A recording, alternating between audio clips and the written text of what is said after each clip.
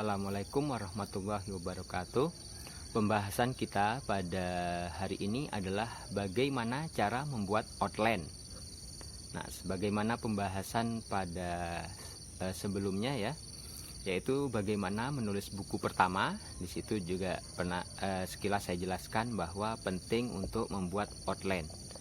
Nah, apa itu outline? Nah, jadi outline itu adalah daftar isi sementara. Jadi misalkan kita membuka sebuah buku, di situ ada daftar isinya ya pasti.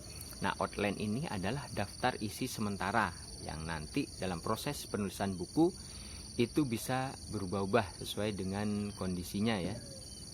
Nah, bagaimana cara membuat outline yang bagus? Itu caranya adalah dengan menuliskan berdasarkan bahan yang ada.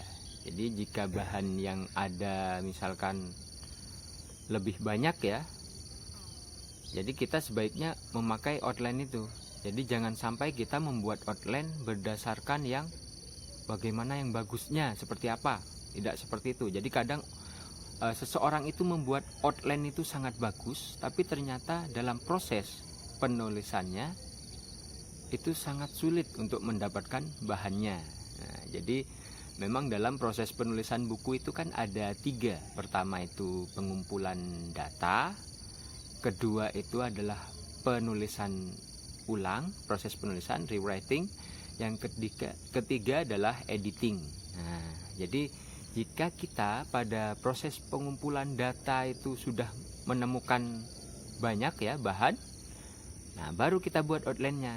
Nah, misalkan wah ini sudah banyak ini buku membahas tentang, misalkan kita buat judul ini, nah, maka kita baru buat outline-nya itu berdasarkan bahan yang sudah dikumpulkan. Nah, jangan terbalik ya, membuat outline dulu baru mencari bahan, itu akan menyulitkan. Dan misalkan kita akan menulis buku tentang kesehatan, misalkan tentang pencernaan misalkan. Jadi kita harus hunting dulu. Jadi kita harus mencari sebanyak-banyaknya referensi yang berkaitan dengan itu.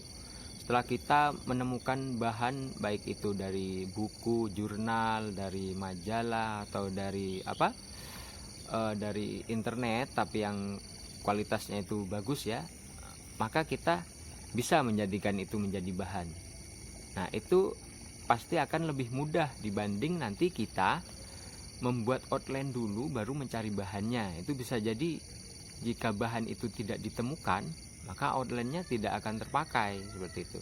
Jadi proses yang pertama setelah kita mencari bahan-bahannya, bahan penulisan, baru kita membuat outline.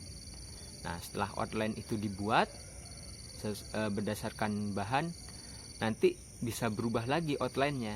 Tapi itu biasanya berubah berdasarkan porsinya. Jadi misalkan tentang tentang kesehatan yang berkenaan dengan pencernaan. Nah, nanti arahnya kemana ini? Nah, buku ini penulisannya. Nah, porsinya lebih banyak kemana? Itu juga ditentukan oleh bahan-bahan yang telah kita tentukan.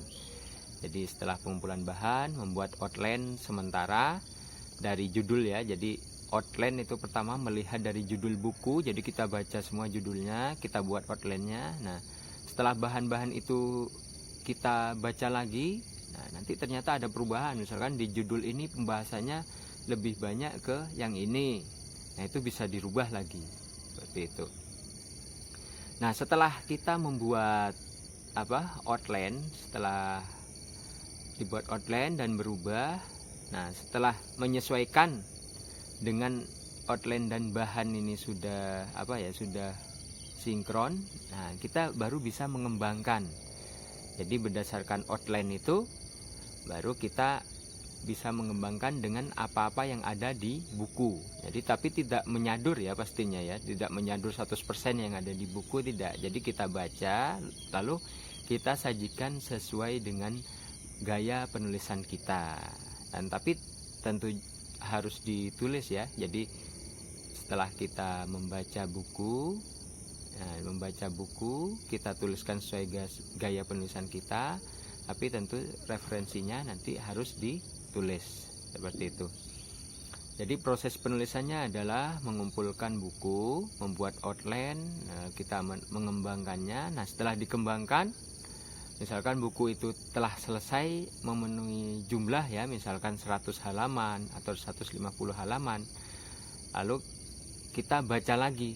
Jadi setelah ditulis, kita baca lagi, baru nanti terakhir adalah proses editing. Nah, seperti itu. Mungkin sekian pembahasan dari saya tentang bagaimana cara membuat outline. Semoga bermanfaat. Assalamualaikum warahmatullahi wabarakatuh.